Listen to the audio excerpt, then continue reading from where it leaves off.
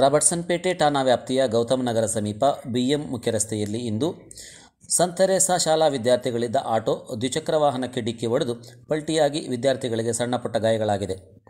ಅಪಘಾತಕ್ಕೆ ಚಾಲಕನ ನಿರ್ಲಕ್ಷ್ಯ ಹಾಗೂ ಹೆಚ್ಚಿನ ವಿದ್ಯಾರ್ಥಿಗಳು ಇದ್ದಿದ್ದು ಕಾರಣ ಎಂಬುದು ಸಿಸಿಟಿವಿ ದೃಶ್ಯಗಳಲ್ಲಿ ಕಾಣಬಹುದು.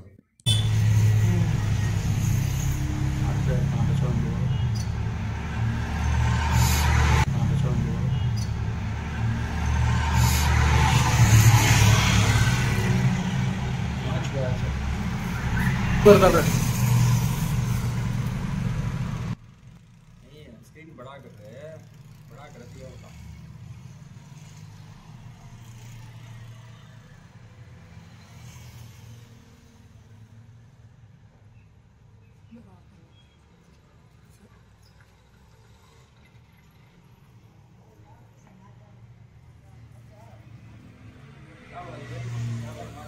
क्या बोले? बच्चा करती रहती है इसकी मारा मैडम पढ़े मैडम